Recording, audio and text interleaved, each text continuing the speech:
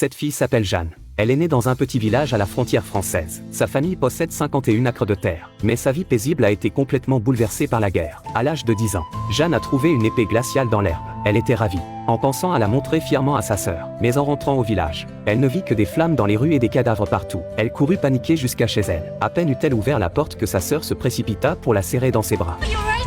Did they hurt you? No, I'm fine, Minnie. Oh, we've all been looking for you.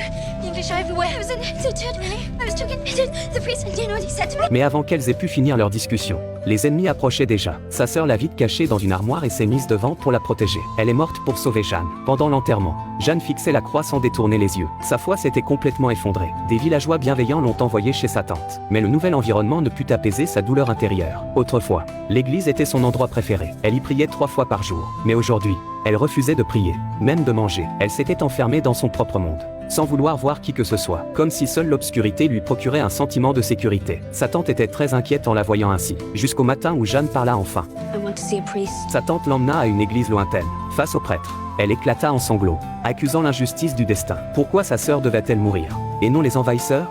Mais face à ces questions, le prêtre ne put qu'incliner la tête, incapable de lui donner une réponse qui l'apaise. I don't pretend to know God's will, but one thing I'm sure, the Lord always has a good reason.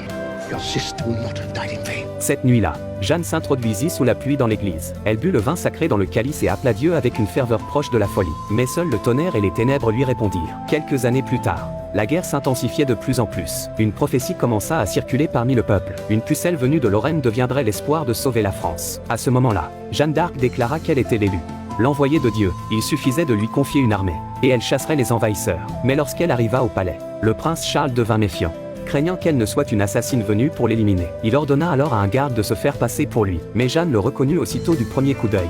Who are you? His Most Gracious Majesty Charles de Valois, Dauphin of France.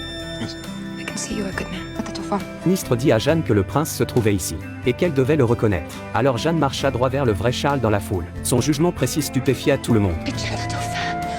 Oh, my gentle Dauphin. Un entretien privé avec le prince.